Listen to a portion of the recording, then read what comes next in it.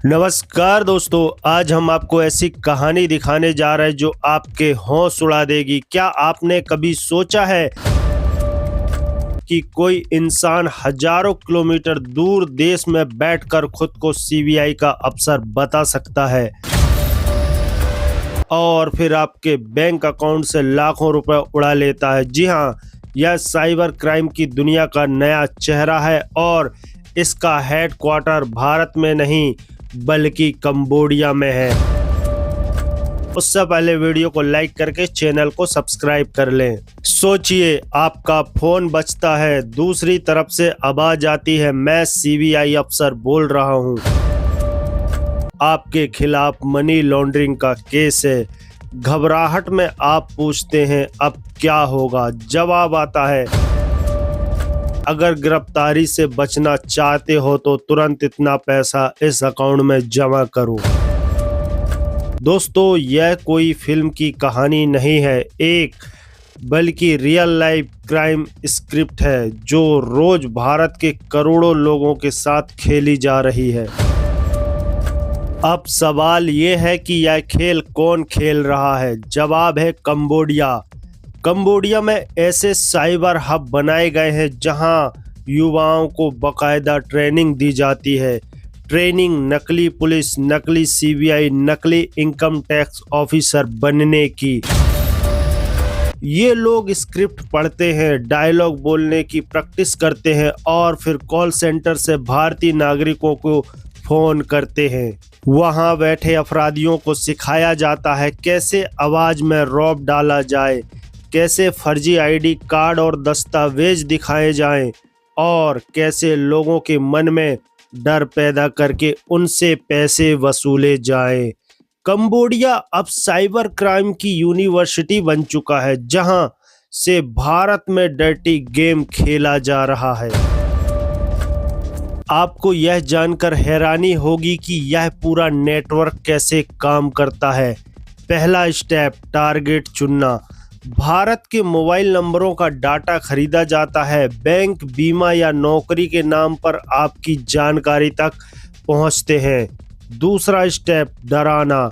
Call आता है कि आप पर साइबर क्राइम केस है। वीडियो कॉल पर नकली पुलिस यूनिफॉर्म में अफसर दिखाए जाते हैं। तीसरा स्टेप, डिजिटल गिरफ्तारी। कहा जाता है कि आपको डिजिटल तरीके से गिरफ्तार कर लिया गया है।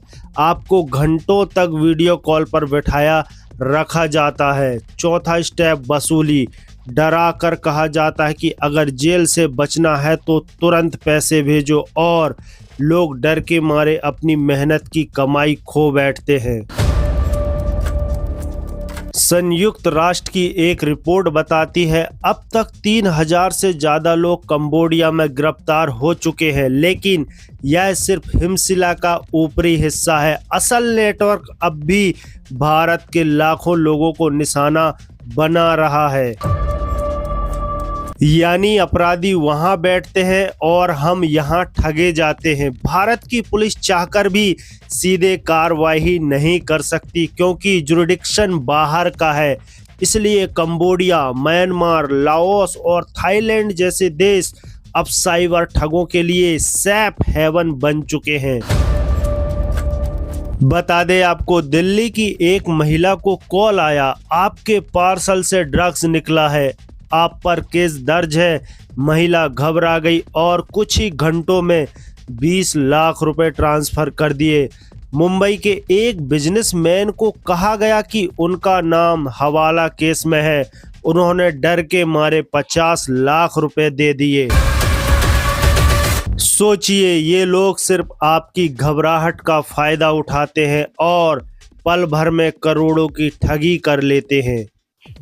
दोस्तों, साइबर क्राइम की ये दुनिया अब ग्लोबल हो चुकी है। आज भारत का हर नागरिक इसके निशाने पर है।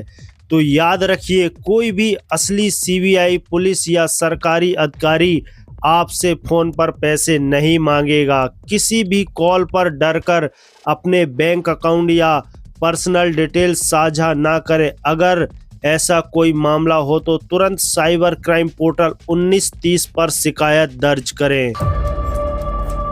हमारी ये रिपोर्ट सिर्फ एक खबर नहीं बल्कि एक चेतावनी है। अपराधी चाहे कंबोडिया में बैठे हों, लेकिन अगर आप जागरूक हैं तो उनकी सबसे बड़ी चाल भी नाकाम हो जाएगी। याद रखिए, जानकारी ही सबसे बड़ा हथियार है और यही जानकारी हम आपके लिए लेकर आते रहेंगे। वीडियो को लाइक करिए, चैनल को सब्सक्राइब कर लें।